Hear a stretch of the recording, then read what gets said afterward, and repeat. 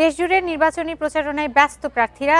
সেসব খবর জানাতে চট্টগ্রাম ও সিলেট থেকে যুক্ত হচ্ছেন সহকর্মীরা। শুরুতেই চট্টগ্রামে চলে যাচ্ছি অনুপম শীলের কাছে। অনুপম, চট্টগ্রামে ভোটের মাঠে আজকের চিত্র কি দেখছেন? আমরা এখন আছি চট্টগ্রাম 11 আসনের অন্তর্গত সদরঘাট থানার উত্তর নালাপাড়া এলাকায় এবং আমার পেছনে ইতোমধ্যে যে প্রচারণা সেটি শুরু হয়েছে। এখানে বিএনপি মনোনীত প্রার্থী আমির খসরু মাহমুদ চৌধুরী, বিএনপির কেন্দ্রীয় স্থায়ী কমিটির সদস্য, এছাড়াও জামায়াত মনোনীত প্রার্থী মোহাম্মদ শফিউল আলম আছেন। তো এখন এখানে বিএনপির প্রার্থীর পক্ষে প্রচারণা চলছে এবং আমরা যেটি খবর পেয়েছি যে কিছুক্ষণের মধ্যেই এখানে বিএনপি মনোনীত প্রার্থী আমির খসরু মাহমুদ চৌধুরী তিনি আসবেন।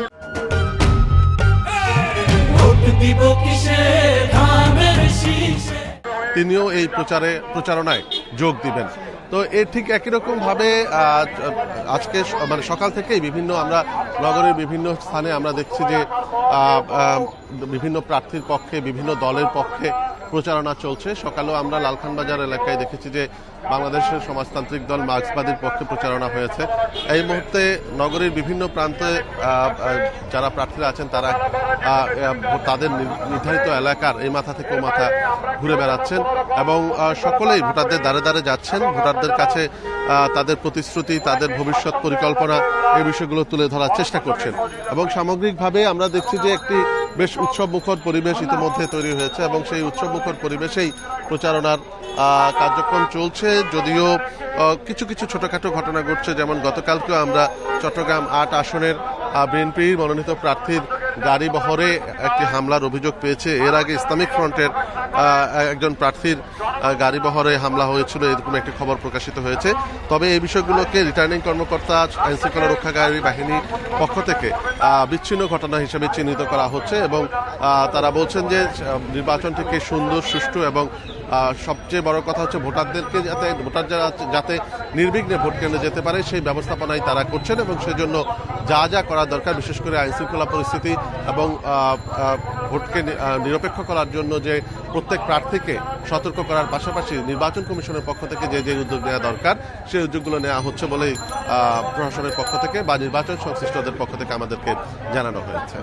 অনুপম, আপনি আমাদের সাথেই থাকবেন। এখন প্রচারণার খবর জানাতে সিলেট থেকে যুক্ত হচ্ছেন সহকর্মী রানা মজুমদার। রানা, সিলেটে প্রার্থীদের আজকের প্রচারণায় কেমন তোড়জোড় দেখছেন আপনি?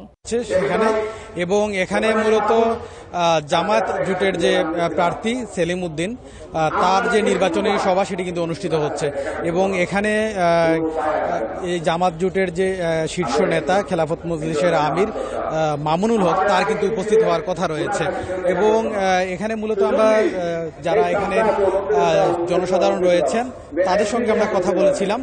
তো তারা যে বিষয়টি বলছেন যে আসলে বিগত দিনে এলাকায় একেবারেই উন্নতি হয়নি, পাশাপাশি এলাকার অনেক রাস্তাঘাট ভাঙাচোরা, বিশেষ করে বন্যার সময় অনেক রাস্তাঘাট ক্ষতিগ্রস্ত হয়েছে এবং বন্যার সময় এই অঞ্চলের কিন্তু অনেক গ্রাম প্লাবিত হয়েছে। তবে বিগত সরকারের আমলে কোনো উন্নয়নই হয়নি বলে তারা দাবি করছেন এবং তাদের যে এবার যে প্রত্যাশা সেটি আপনি জানেন যে এটি হচ্ছে একটি প্রবাসী অধ্যুষিত একটি এলাকা বিয়ানীবাজার গোলাপগঞ্জ এবং এখানে কিন্তু অনেক প্রবাসীদের বসবাস। তো সেক্ষেত্রে আসলে প্রবাসীদের জীবনমান উন্নয়ন কিংবা এলাকার মানুষের জীবনমান উন্নয়ন, রাস্তাঘাটের উন্নয়ন এই বিষয়গুলো কিন্তু এবার গুরুত্ব দিতে হবে বলছেন এখানকার যারা জনসাধারণ তারা। এবং ভোটাররা আরেকটি বিষয় উল্লেখ করছেন যে এখানে মূলত জামায়াত জোটের যিনি প্রার্থী রয়েছেন তিনি একজন শক্তিশালী কিন্তু জামায়াতের একজন শীর্ষ নেতা, সুতরাং আরেকজন তার প্রতিদ্বন্দ্বী হিসাবে রয়েছেন বিএনপির প্রার্থী, তিনি সিলেট জেলা বিএনপির সাধারণ সম্পাদক অ্যাডভোকেট ইমরান আহমেদ চৌধুরী। তো এই দুজনের মধ্যেই মূলত আসলে শক্তিশালী প্রতিদ্বন্দ্বিতা হবে বলে তারা মনে করছেন এবং এক্ষেত্রে আসলে প্রার্থী যারা রয়েছেন তারাও কিন্তু ভোটারদের দ্বারে দ্বারে যাচ্ছেন এবং তারা নানা ধরনের আসলে প্রতিশ্রুতি দিচ্ছেন। তবে ভোটাররা যেটা বলছেন যে আগেও কিন্তু এভাবে নানা ধরনের প্রতিশ্রুতি দেয়া হয়েছে, কিন্তু কোনো প্রতিশ্রুতিরই আসলে বাস্তবায়ন হয়নি। এবং এক্ষেত্রে আসলে যারা সচেতন সমাজের নাগরিক সমাজের প্রতিনিধি যারা রয়েছেন তাদের সঙ্গে আমরা কথা বলছিলাম। তারা যে বিষয়টি জানিয়েছেন যে এখানে কিন্তু আওয়ামী লীগের একটি বিশাল ভোট ব্যাংক রয়েছে। তো সুতরাং যারা প্রার্থী যারা বিজয়ী হতে চান, তো সেক্ষেত্রে তাদের কিন্তু এই যে আওয়ামী লীগের যে ভোট ব্যাংক সেই বিষয়টুকু কিন্তু আসলে মাথায় নিতে হবে। তো সবকিছু মিলিয়ে আসলে সিলেটের নির্বাচনী প্রচারণা বলা যায় এখন তুঙ্গে, এবং প্রার্থীরা যে যার মতো করে আসলে নির্বাচনী প্রচারণা চালিয়ে যাচ্ছেন এবং পাশাপাশি চট্টগ্রাম ও সিলেট থেকে নির্বাচনের প্রচারণার খবর জানাচ্ছিলেন সহকর্মীরা।